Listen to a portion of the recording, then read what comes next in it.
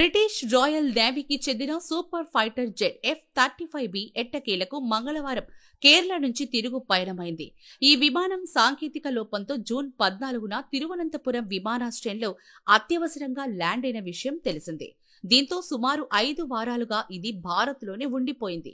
గత నెల రోజులుగా ఫైటర్ జెట్ ఇక్కడ ఉండడంతో పార్కింగ్, ల్యాండింగ్ ఛార్జీల కింద దాదాపు 5 నుంచి 6 లక్షల రూపాయల వరకు బ్రిటన్ చెల్లించినట్టు సమాచారం.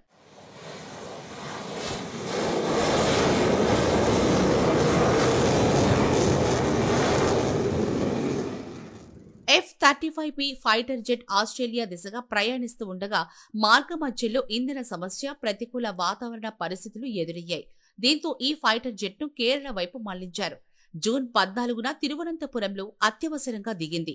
మరమ్మతుల నిమిత్తం బ్రిటన్ నుంచి 14 మంది ఇంజనీర్ల బృందం భారత్కు వచ్చింది. చివరకు లోపాలు సవరించిన అనంతరం ఫైటర్ జెట్ తిరిగి వెళ్లేందుకు సోమవారం అనుమతి లభించింది. 37 రోజుల తర్వాత మంగళవారం బ్రిటన్కు పయనమైంది.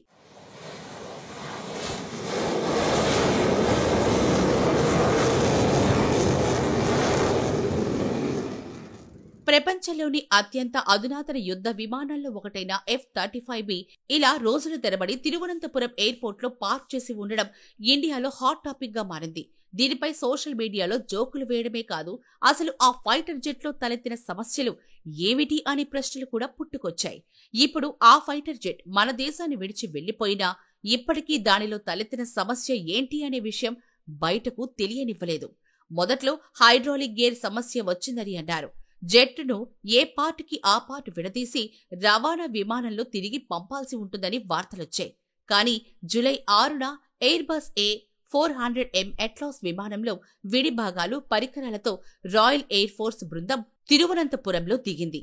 అప్పటి నుంచి నిన్న జెట్ ఎగిరేంత వరకు బ్రిటిష్ బృందం శ్రమించింది. మొత్తానికి తమ ఫైటర్ జెట్ను తీసుకెళ్లిపోయింది. దీనిపై బ్రిటిష్ హైకమిషన్ ప్రతినిధి స్పందిస్తూ ఫైటర్ జెట్ మరమ్మతులు, పునరుద్ధరణ ప్రక్రియకు భారత అధికారులు, విమానాశ్రయ సిబ్బంది మద్దతు, సహకారానికి కృతజ్ఞతలు తెలియజేశారు.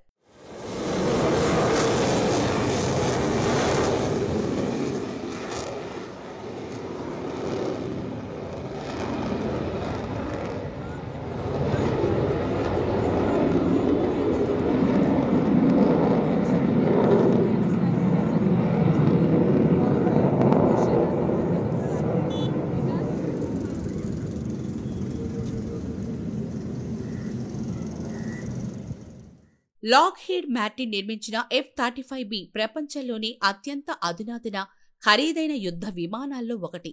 దీని ధర ఒక్కొక్కటి $115 మిలియన్ పైనే ఉంటుంది. అంటే మన కరెన్సీలో 993 కోట్ల రూపాయలు పైమాటే. ఈ ఫైటర్ జెట్ టేకాఫ్ అవ్వడానికి పెద్ద రన్వే అవసరమే లేదు. అంతేకాకుండా నిలువుగా ల్యాండ్ అయ్యేలా దీన్ని రూపొందించారు. నాటో వైమానిక శక్తికి ఇది చాలా కీలకం.